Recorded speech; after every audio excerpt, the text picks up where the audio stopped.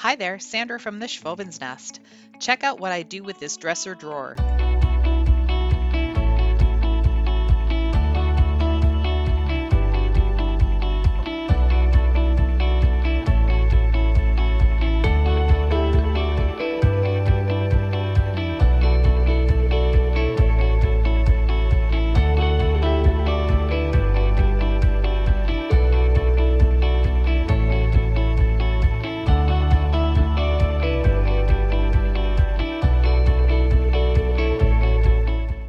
This drawer came from a cedar chest that my mom had purchased back in the 60s or 70s. And even though the dresser itself was in bad shape, I decided to keep this drawer because I thought at some point I'm going to be able to make it into something really cool. And I've decided to make it a blanket box. Whenever I get rid of old furniture that can't be salvaged, I always make sure to take all the hardware and the legs and anything that might be useful for other projects. So for this, I'm going to be using the Rust-Oleum linen white chalk paint. I'm going to use the Tremclad hammered metal finish in black for the hardware, and then I'm going to give it some distressing. So I'm removing the hardware, which is just the two handles, and I'm going to set them aside. Using the Tremclad hammered metal finish in black, I'm just going to give them a good coat of spray paint on one side, let them dry, and then flip them over and do the other side. Since I had the original legs from this dresser, I decided to use them as legs on this blanket box. So what I'm doing here is measuring how far away the screw is, and so I can make the appropriate marks on the bottom of the box.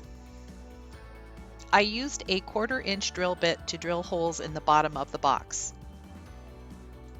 To make sure the hole is going to be big enough for the screws that are on the legs, I just used my drill and I just kind of rubbed it around to make the hole just a little bit bigger than the 1/4 inch. If I would have gone with the next size of drill bit, the hole would have been too big.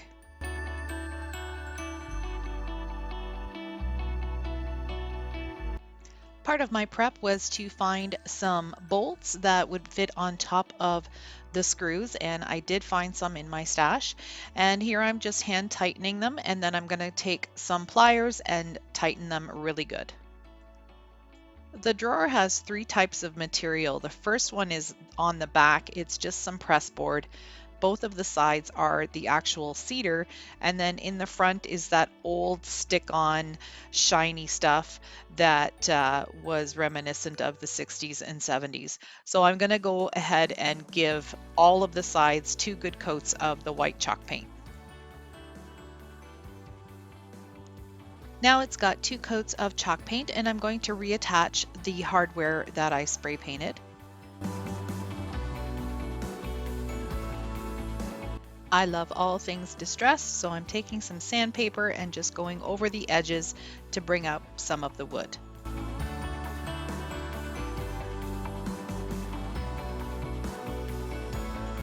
I wanted to create some type of label on the front of the box.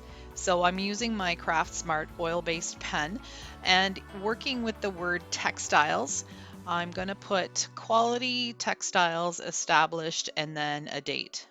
I like to use painter's tape as a guide, so all of my letters end up the same size.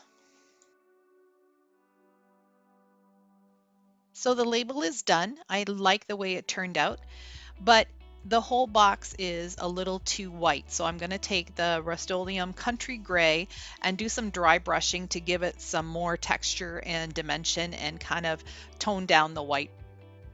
My dry brushing technique is to put a little bit of paint on the end of a dry brush, dab some off, and then just work it across with a light touch. When you use chalk paint as a base coat and you paint it on with a regular paintbrush, you get the look of brush strokes. I like that because I dry brush a lot of my projects, and then that mimics wood grain, so it really looks neat.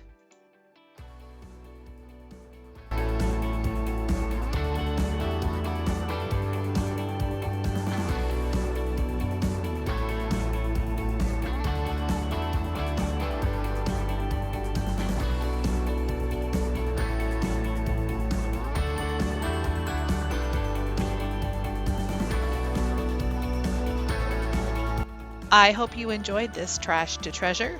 I'll probably be doing some more in the future. If you enjoyed it, please give me a thumbs up, subscribe to my channel, and don't forget to click the bell to get notified when I upload new videos. Be sure to check out my Etsy shop too. Thanks for watching!